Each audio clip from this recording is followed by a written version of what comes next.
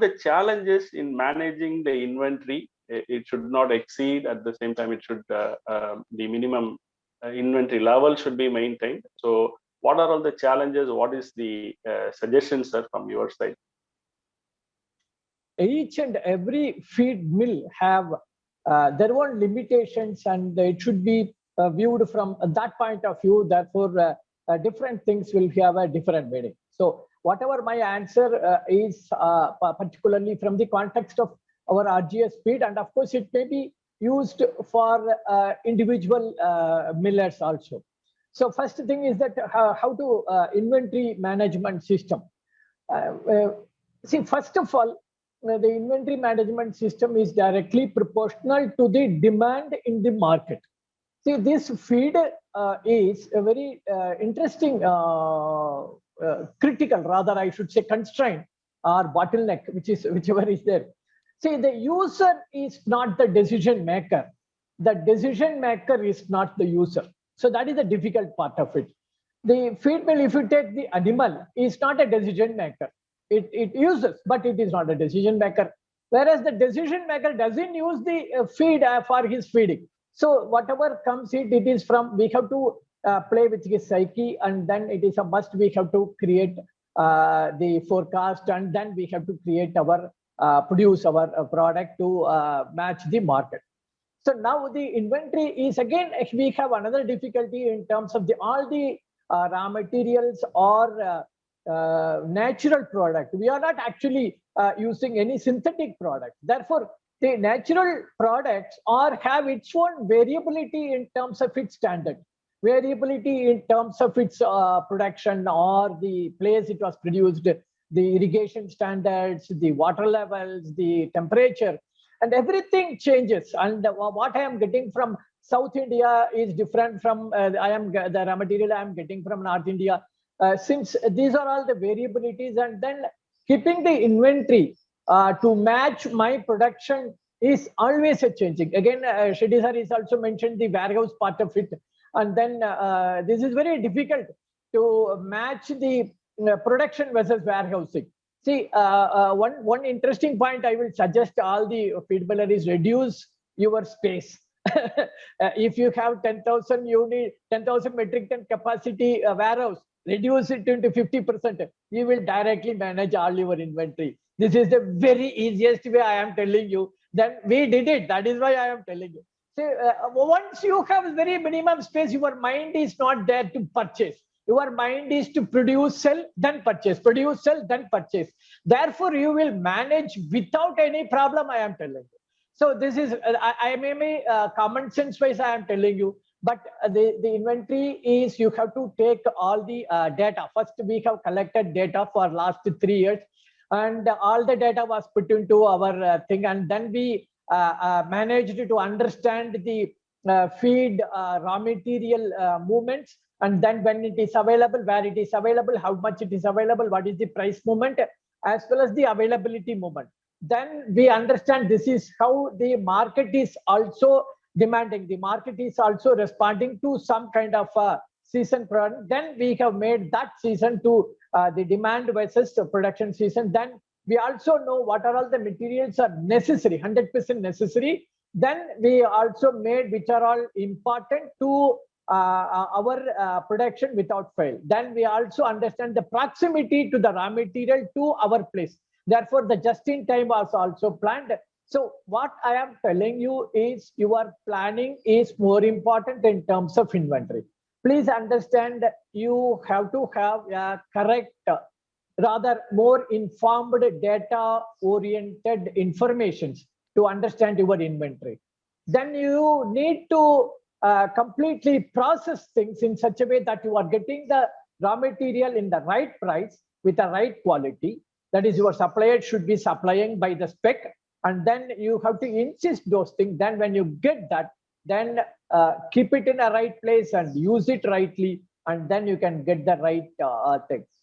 Whatever things are said right is actually decided by you as a feed miller.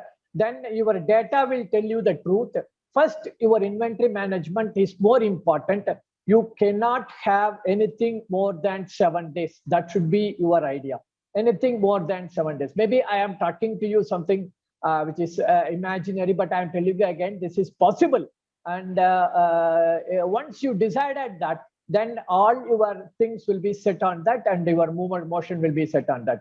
More important is that you have to clearly understand what are all the material you need to produce exactly to get the right quality of the product.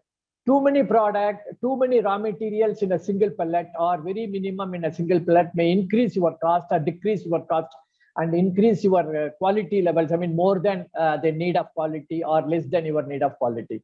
And your inventory management should be data oriented. You should have your data, and accurate data are more important. Then you will also understand these accurate data. Then through that, you can plan your entire operation. And then you make all the people understand the global idea behind it. Each the department, the costing department cannot come into the picture and saying you should not buy this, you should not keep it.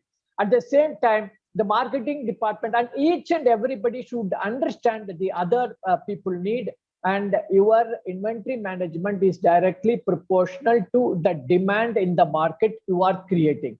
So therefore, and of course, it is also rightly said, Shetty sir said, the feed mill and the capacity of the feed mill.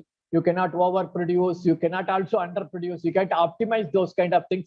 But those processes are within our control. That is why I am talking about, which is not in our control, is the availability of the raw material and the demand in the market. You should not put these two things as a bigger variable to understand, but you have to make the forecasting correctly and manage your entire operation within these points. Inventory management is one of the important activity of any feed miller to control the price as well as the quality of the entire feed mill, and that is going to give him back the money, the more important objective of any feed milling.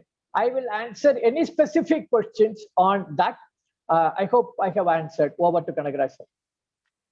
Sir, you have mentioned two clear things. In fact, I would say you are challenging the feed industry, saying that keeping the raw material space 50% reduced. Actually, we will be thinking that we should keep, in general, a larger space for the raw material storage compared to the finished goods storage. So it was a very challenging note you have shared.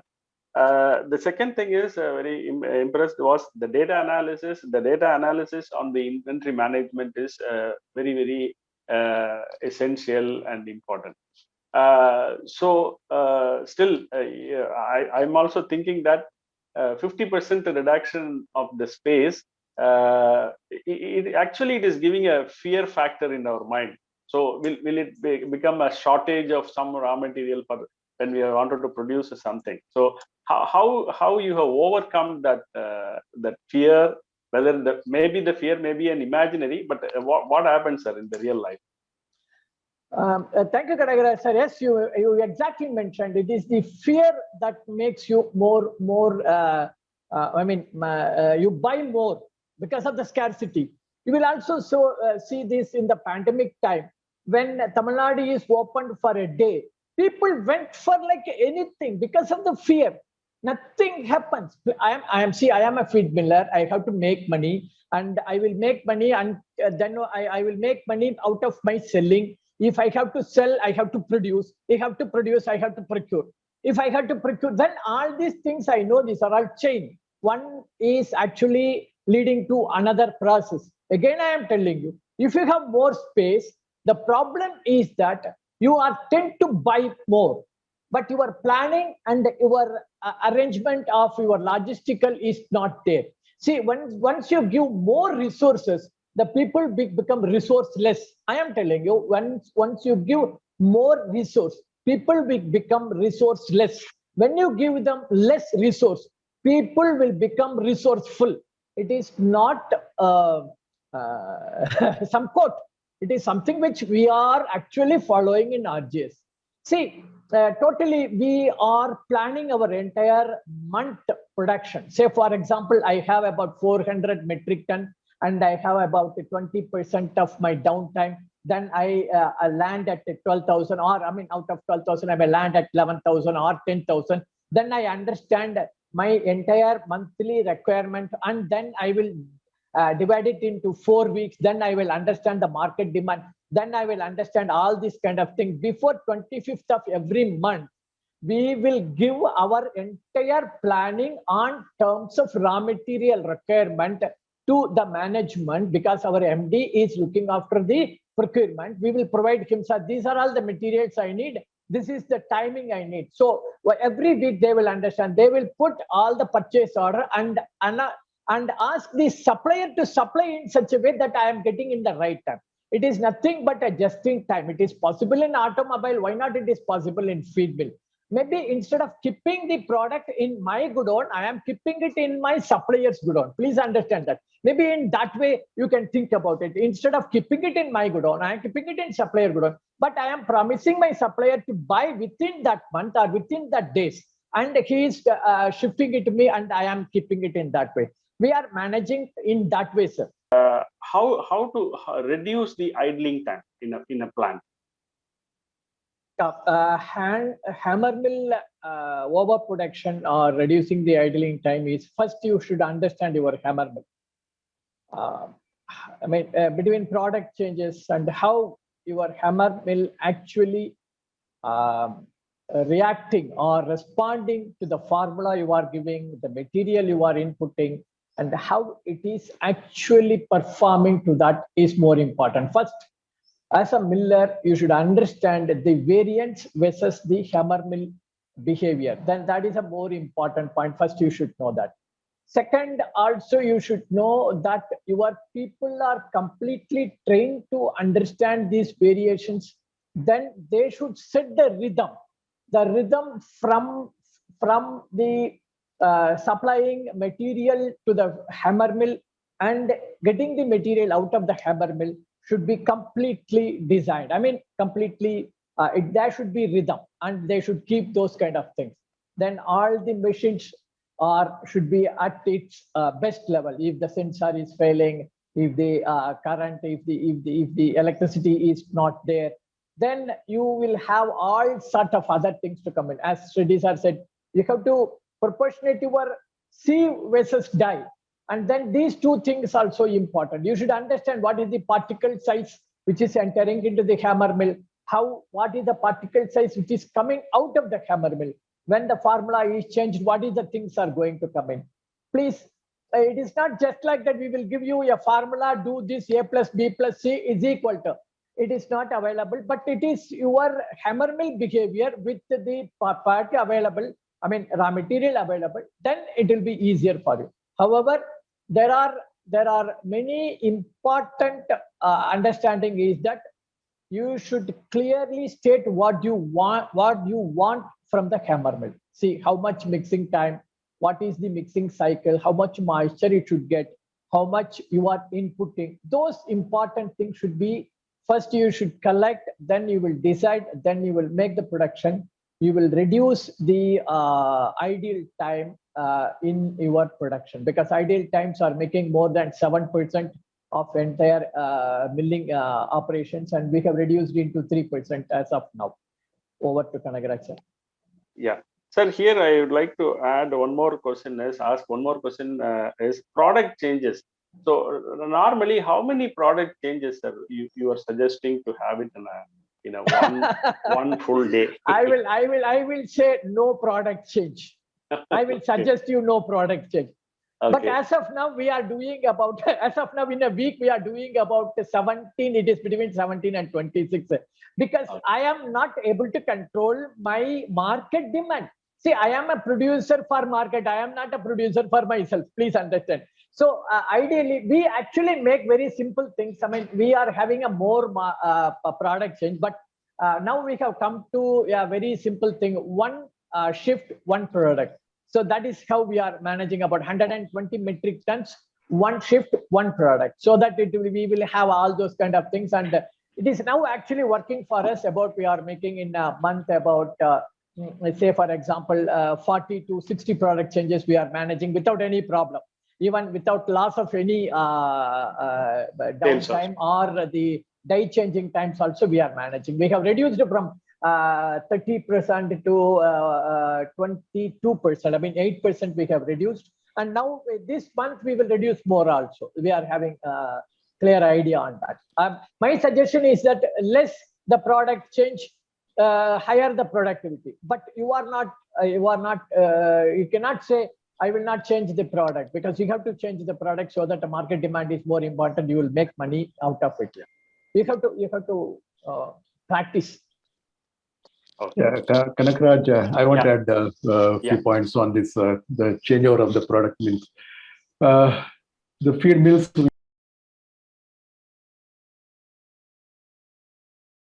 which are having the multi-product, like maybe same facility may be producing the dairy feed, the poultry feed, the broiler and layer. So then scheduling the production is very important. Maybe that may not, so that you can reduce the changeover time, like change of the dies, CUs, the rollers. So even the beaters in the hammer mills. So by scheduling properly, like if you are producing the cattle feed, maybe 1 or 2 days you can designate for the cattle feed. So then produce all the cattle feed required for the week. Then if you are producing, then you switch over to the poultry, the broiler, particularly the pre-starter, starter. The schedule means the scheduling is very important. The pre-starter, starter, then the finisher means again you'll have to change the CU and all. So that the maximization or the optimization is very important there. That's what I wanted to add on. Yeah, fantastic, Shetty sir. That is an important understanding. Which material you have to produce before and after. It is very, very important planning, very micro level planning, but it is important. It is little things are not little things. That is actually important. Please share details on seasonal precautions in feed manufacturing operation. That is one thing. The second part of the question is cost optimization. So I would ask the second part, cost optimization. Balaji sir, what is your opinion about the cost optimization?